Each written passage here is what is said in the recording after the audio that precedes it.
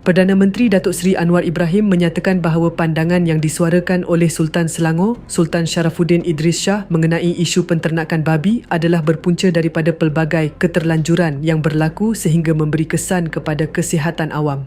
Menurut laporan bernama, beliau berkata demikian ketika sidang media penutup Sidang Kemuncak ASEAN ke-48 yang berlangsung di sini hari ini. Tuanku Sultan Selangor mengemukakan pandangan kerana apa yang berlaku sekarang terlalu banyak keterlanjuran menjejaskan kesihatan awam dan kurang pengawalannya, kata beliau. Anwar menegaskan secara prinsip beliau tidak bersetuju dengan pembangunan penternakan babi tanpa kawalan, khususnya jika ia terlalu hampir dengan kawasan penempatan penduduk. Antara isu yang dibangkitkan beliau termasuk kewujudan ladang ternakan berhampiran kawasan kampung dan perumahan, termasuk di Klang. Pada prinsipnya, saya tidak setuju umpamanya penternakan khinzir itu di mana-mana. Mesti kawalannya ketat, mesti kawasan yang jauh daripada penduduk. Bukan sahaja penduduk Muslim, penduduk Cina pun tidak mahu duduk di kawasan tersebut, jadi biar jauh sedikit, katanya.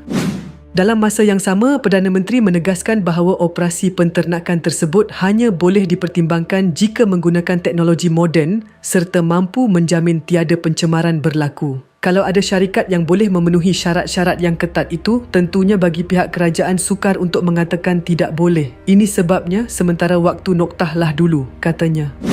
Semalam, Sultan Sharafuddin kekal dengan pendirian tidak memperkenankan sebarang aktiviti penternakan babi di mana-mana daerah di Selangor menurut kenyataan Setiausaha Sulit kepada Sultan Selangor, Datuk Muhammad Munir Bani.